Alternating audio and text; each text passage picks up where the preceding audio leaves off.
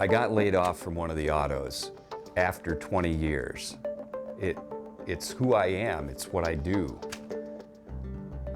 My wife and I were used to dealing with normal problems. Bad report cards, having a bad day. I found myself worrying all the time, worrying about money. Are we going to be able to keep the house? I've never asked for help from anyone, but I started yelling at my wife and losing my temper with the kids. I just watched TV all day. I'm sure that my family was walking on eggshells. We just didn't know how to be a family together anymore. When it hit the hardest for us, it was very difficult from my standpoint because I felt like I was losing him and didn't know how to get him back. All at one time, there were a number of things that appeared to slip away from him that he had no control over. And the depression was setting in, and it was becoming deeper and deeper. And it was very frightening because there were times that neither one of us were sure where he would be, and if, frankly, he would be with us.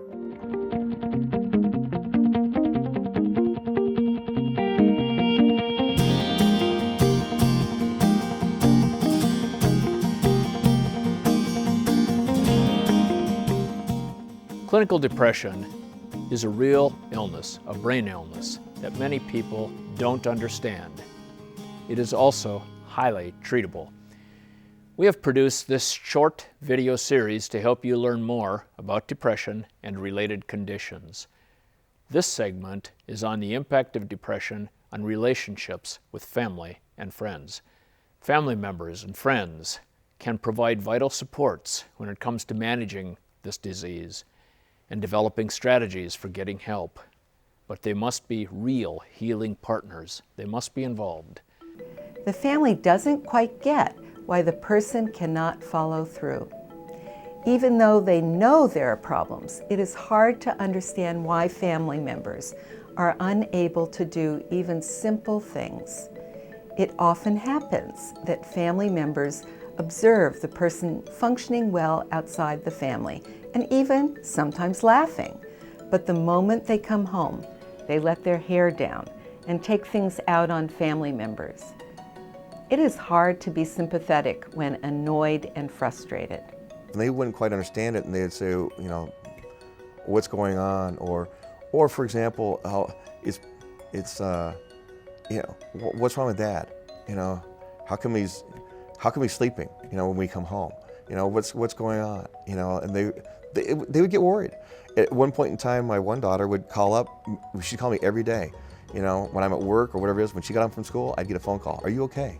You know, so that's what it can really impact the family, because it creates this situation that they get worried. You know, and so they're trying to deal with it, and they don't understand it.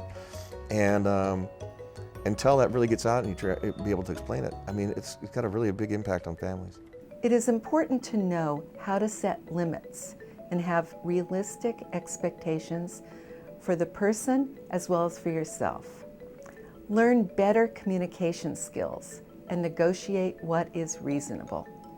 Help the person speak up directly for what they need. We were able to talk a lot about it and try to constantly keep kind of measuring each other, you know, at all times. You know, is it okay, or why are you doing this, or you said this, and you know, what did you mean by that, and where are you at? So it is crucial that you do talk and that you do speak it out, and you have to let your closest, you know, partners, spouses know how you're feeling. Reduce the quantity and intensity of expressed emotion.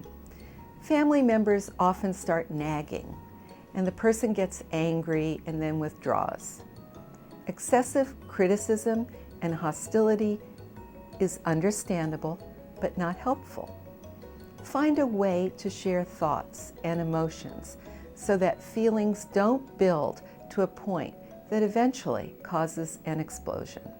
When my back started to hurt, I went to see the family doctor. I don't think I would have said anything if he wouldn't have asked how I was doing, but it all came spilling out. And he recommended that I go to a family service counseling agency. And he was very firm about it and very firm about the follow-up. I was surprised. It helped just to talk to someone. The therapist helped me figure out ways to not feel so helpless. She helped me understand that the feelings that I was experiencing were to be expected given the circumstances. And we worked on ways to deal with it involving my family rather than keeping everything bottled up inside and then feeling ashamed and angry. Talk about what will make the person feel good, and then make a plan to do it. Find something fun to do as a couple and/or family. Little, small gestures of caring go a long way. Find sources of pleasure and restorative activities like walking, seeing a movie to get replenished. The grandchildren were a huge, huge plus for him because he knew he was responsible for going there. They depended on him, so you get out of bed and you go do that. And in the process, they were all so much fun to deal with and to spend the day because as grandparents you play, you don't work. That's the parents' responsibility, not ours. So it was a very fun time, and he did start seeing this and started being able to enjoy it more and more. There's great value in doing something physical, like walking or biking. Talk with people in the same predicament. Support groups for patients and families can be enormously helpful. Think about small, incremental solutions. For example, what you can do to make dinner time better. Explore whether you can get extra help. Reach out to friends, family, or religious advisors for both practical and emotional support. Your primary care physician can also help direct you. And finally, access more resources like the websites you see on your screen. Calling 211 can also be a great resource. If your symptoms persist or are severe, you may need professional help. Don't be afraid to ask. I can't say things are back to normal, but they sure are better. I've got my family back and we're in this together. If you relate to anything I've said, my advice to you is go get help. This economy may not bounce back quickly, but you don't have to tough this out alone. And you do one or two things. You either accept it and go with it and learn, or you reject it and deny it and pretend it didn't happen. For me, it was an acceptance for it happened, and there was nothing that any of us could do about it. And of course, the more time that we had, with the therapy, and the more time with understanding the illness and being able to deal with it, made the picture and the puzzle kind of come together. I'll never forget this one, and it was at a school function that I gave. But this girl came down afterwards, a high school girl came down and she said, "I want to thank you." And I said, "For what?" And I was expecting to hear a story about herself. She goes, "When I come home every day, when I'm at home, my dad comes home from work and he shuts the curtains in his room and he goes and lays down in his bed and he goes to sleep." And she goes, "And I hate him." She goes, "But I'm looking at," and this is some of the information we passed out. She goes, "I'm looking at this." She goes, "I understand better now, so I want to thank you because I will take this to him and I'll talk with him and I understand it better." And so, you're taking somebody who, because the relationship was fractured because of this illness, that also now is an understanding portion, and maybe they can begin to heal that relationship a little bit and hopefully get some help.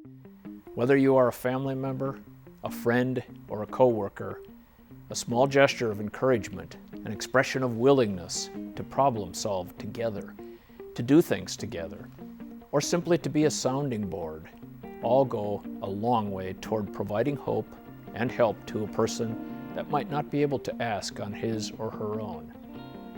Being that friend or family member can be challenging for you as well. Remember to take care of yourself too.